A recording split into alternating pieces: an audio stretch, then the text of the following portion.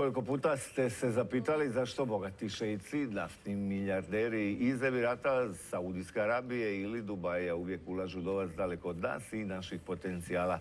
Arapski magnati, mali ili veliki prinčevi odavde ulažu silan novac u nogometne klubove u Engleskoj, Španjolskoj, i opet niti kovanica eurocenta ili druge petrovalute ne zaljepi se recimo za naš HNL.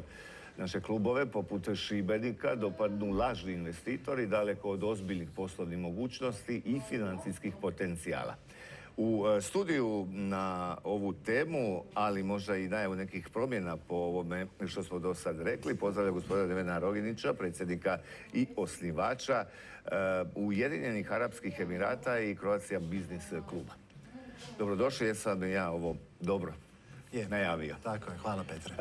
Gospodin Roginić, zašto je Hrvatsku do sada zaobišao ozbiljni kapital s Bliskog istoka? Tu prije svega mislim na novac, investicije, članova bogatih obitelji, evo uvijek isto, naftnih magnata, članova kraljevskih obitelji, recimo i Saudijske Arabije, ali i ostalih zemalja.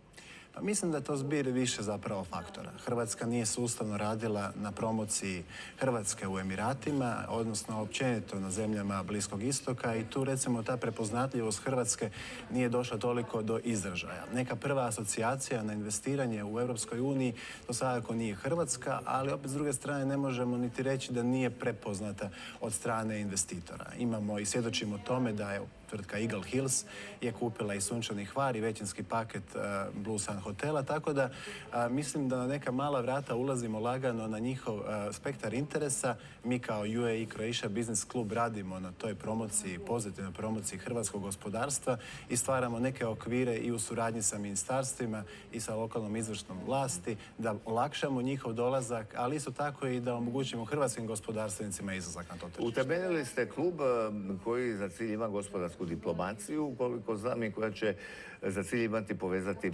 Hrvatsku s bogatim investitorima i kapitalom iz arapskog svijeta.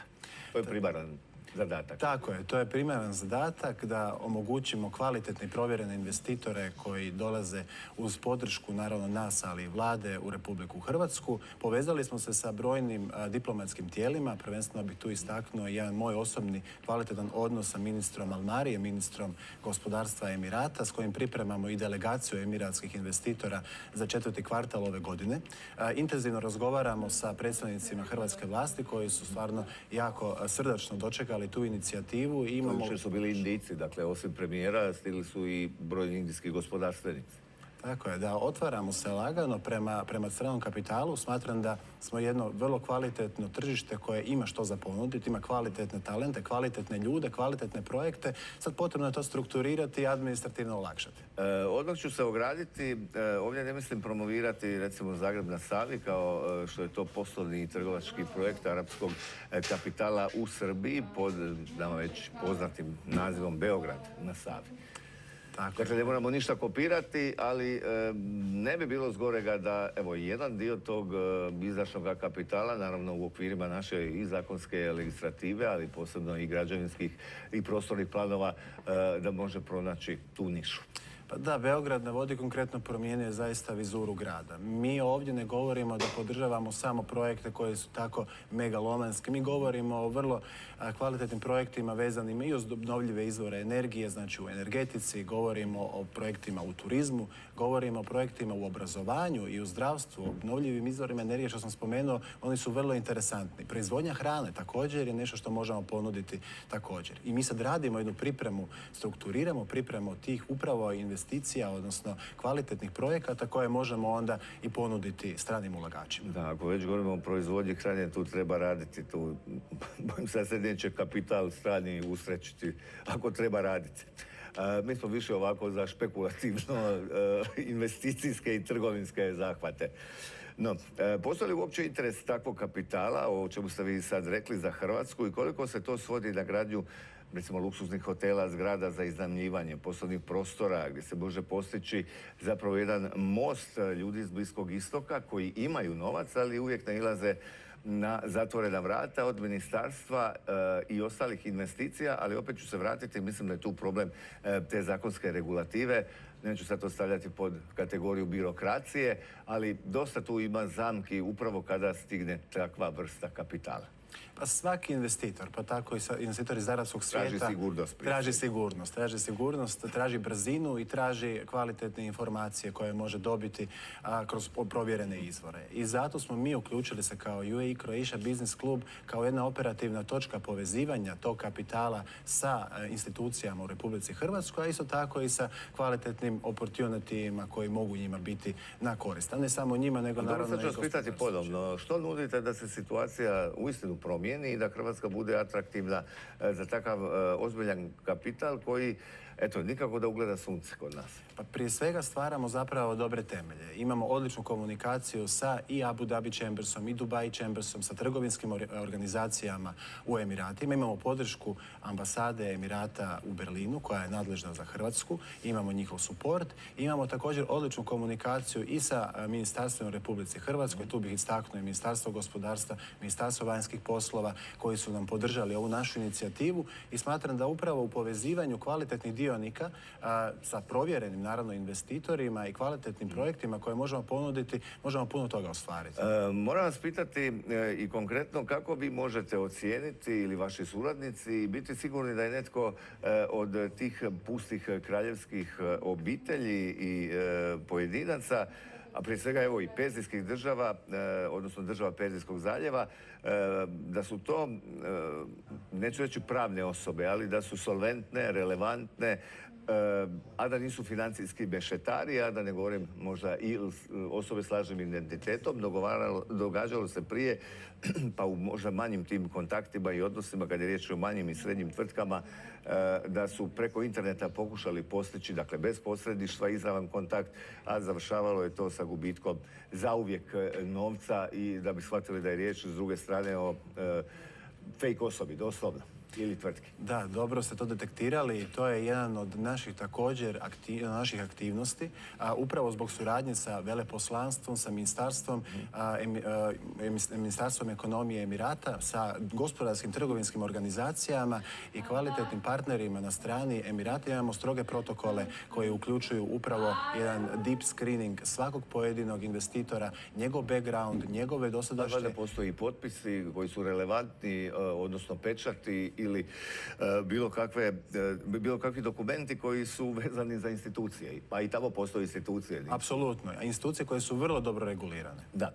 Kakav je vaš stav da se recimo naša diplomacija napokon okrene prema lobiranju, prema našim tvrtkama u zemlji gdje se to može postići? To ne rade svi i puno bogatije države od nas, a mi na neki način toga se sramimo, pa čak je to bila i nekakva anatema, nešto što je bilo bogohulno za veleposlanike, konzule ili bilo koje diplomatsko osoblje u stranim državama, kao pa nije to naš posao, pa nećemo mi sad se baviti lobiranjem i raditi za neki postotak. A onda Evropska unija donese zakon o lobistima, lobiranju, plaćanju tih usluga, a mi dok smo se snašli i duboko moralizirali, možda smo izgubili onaj bitne korake, što bi rekli. Istina, lobiranje ima u našem društvu negativnu konotaciju. Ono je jedan instrument koji je izuzetno bitan za gospodarsku diplomaciju i za ostvarivanje interesa. Mi smo recimo uključeni u rad Europske delegacije u Emiratima koja jako dobro koristi zapravo svoju poziciju za jačanje gospodarstva Europske unije generalno. Tako da to je nešto na čemu treba raditi i svakako mislim da hrvatska diplomacija to poznaje i da u razgovorima s njima dobivamo tu podršku. Druge zemlje to čine i to je izuzetno bitna aktivnost koja može donijeti zaista neke mjerljive rezultate na tržištima koja su nam od interesa.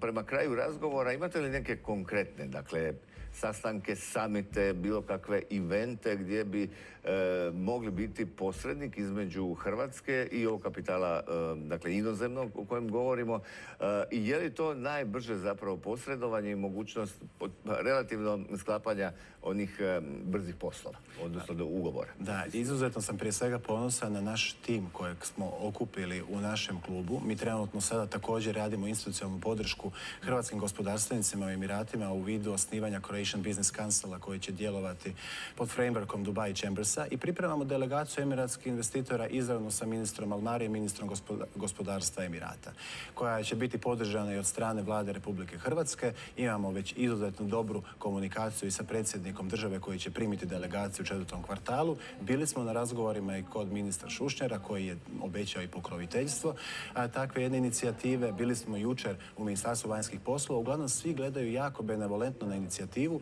i smatramo da možemo zaista donijeti kvalitetne i provjerene investicije u Hrvatsku koje mogu dati jedan značajan doprinos jačanju gospodarstva. Evo sad zadnje pitanje, što je za investitore, dakle iz ovih bogatih zemalja, uglavnom smještenim, ponovit ću, uz Perzijski zaljev, presudno u odluci hoće li i u što uložiti novac, recimo u Hrvatskoj. Uvijek je to nekako pada na pamet prvo turizam, pa obnova nekog devastiranog hotela ili slično. I je li se vraćamo opet ono o čemu smo razgovarali već, da će ti ljudi koji naravno obično uzmu posrednike, građane Hrvatske, državljane, a oni će se naslušati onih legendarnih izjava na bilo kojem šalteru ili pulu, polako, malo će potrajati, budite strpljivi ili dođite sutra. Da, ono što je svakom investitoru, pa tako investitoru iz Emirata bitno, to je ta sigurnost, povjerenje i brzina. Znači, brzina u nekim odlukama, u informiranju o nekim poreznim, recimo, regulativama, o informiranju o vlasništvu, urbanističkim pravilima, brzinama donošenja odluka, odnosno dozvola i sl. To je ono na čemu trebamo poraditi i svakako smatram da tu možemo još napraviti jedan dodatan odmak. Ali ono kako idu sada stvari, u kojem pravcu zapravo djelovanja, ovo cijelo i naša komunikacija sa nadležnim tijelima ide, stvarno smatram da ćemo imati tu dobar uspjeh. Hvala vam na dolasku, na vremenu, evo i za ovaj blagdan. Vjerujem da je bilo korisno, ali u svakom slučaju dobro je da postoje i ovakvi klubovi, inicijative, da mi ipak privučemo taj inozemni kapital. A ako mogu svi iz Bliskog istoka povlačiti iz bogatih Emirata i kalifata, zašto ne bi i Hrvatska? Inšalah. Šalom, ja ću reći. Hvala lijepo.